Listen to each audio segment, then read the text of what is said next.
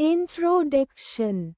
His edition of the Bhagavad-Gitâ has been prepared for the use of those who, while studying this Hindu scripture mainly for the sake of its priceless teachings, wish, being little acquainted with Sanskrit, to utilize the text, thus gaining a fuller insight into the meaning than can be gained through a translation, and incidentally acquiring a better knowledge of that language also. A brief note on the grammar of Sanskrit, putting before the reader a few of the most salient features thereof, is therefore added here, as likely to be of use. It will help by giving a bird's eye view of the subject and thus some idea of how one part is connected with another. The details must of course be looked up in any large grammar, if needed. Alphabet. A complete alphabet would comprise hundreds, perhaps thousands, of single sounds.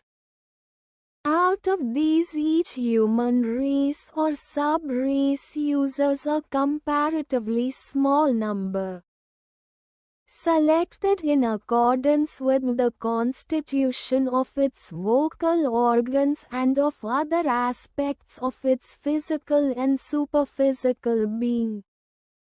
There is a correspondence between all the parts of an organism, and the means and instruments of manifestation possessed by a race or nation, as by an individual, are, generally speaking, in correspondence with the ruling passion, the main idea, which that race or nation embodies and has to express. These ideas, passions, emotions, glories, aspects, modifications, of the universal self, spirit, or consciousness, are infinite. The world process which endeavors to express them is infinite. One main idea, others being subordinate, is expressed by one individual, or one race, in any one time and space: beauty, strength, comfort, peace, war, science, law, duty, right, piety, devotion, uneasy. The various members of a race, which is the embodiment and exponent of any one such main idea, have to use means of communication with each other to intensify that exposition, to make their lives fuller and deeper. This means, during the present cycle of evolution, is sound language. In other cycles it may be sight language, or touch language, or smell language, uneasy. This sound language is made up of single sounds, which, as said before, are in accordance with the body. The physical constitution of the race, which, again, is in accordance with its spirit, its ruling idea. A race embodying sweetness and gentleness would unconsciously select the soft and sweet sounds for its language. Another manifesting martial strength and spirit, the harsher and more definite ones. The Sanskrit language, embodying dharma, law and order, the instrument of a civilization whose characteristics are systematization, rounded comprehensiveness and completeness. An ordered arrangement of life from beginning to end, and in all departments, is therefore itself systematic. It uses Savare Daswagine 19 minute Bezan Gita and more definite ones.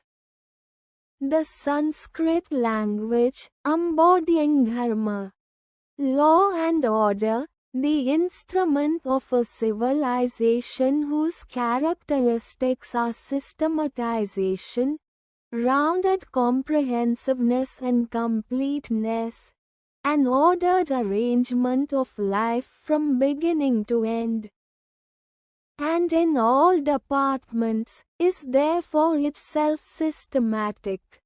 It uses 14 vowels and 35 consonants, a total of 7 sevens. Some put the nasal and the aspirate sounds anuswara and visarga amongst the vowels, and so count them as 16 and the consonants 33. They are arranged systematically, according to the regions of the vocal apparatus whence they proceed.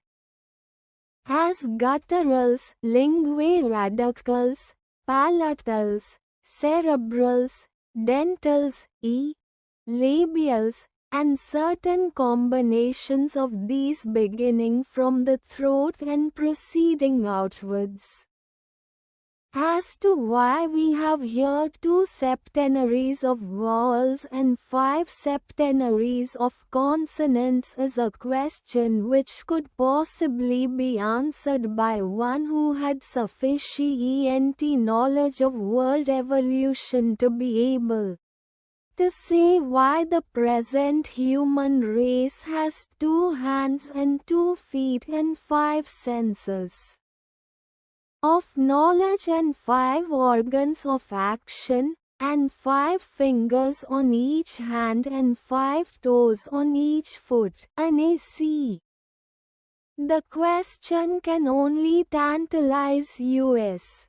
But we can vaguely see that if these sounds of the Sanskrit alphabet were multiplied systematically and permuted and combined, we should obtain a scheme which would cover all the languages of the earth, and bring into line all the very various seeming sounds which constitute the several alphabets of these. Taking the linguae radicals, ka, kha, ga, gha, aga, we find that kha is the aspirate of ka, that the guttural of this kha, viz, kha, kh, has been appropriated by the Persian race and language and has disappeared from Sanskrit, that n is only a deepening of ka, and that u is the aspirate of ga, that the guttural of ka, q, and of ga, gh, again, have disappeared from Sanskrit and been appropriated by the Arabic race and language. That is the nasal ofr, as now pronounced, and that the nasals of the other letters, ka, kha, gha, anesi, are not present in Sanskrit, but may possibly be present in some of the so-called savage languages, as snorts and grunts of various kinds. This process of elimination, of the disappearance of sounds and letters, may be witnessed as being in progress even today. In Sanskrit the vowels ri, la, have practically disappeared from use. Their outer written form is preserved, But for all practical rotate screen subscribe my channel.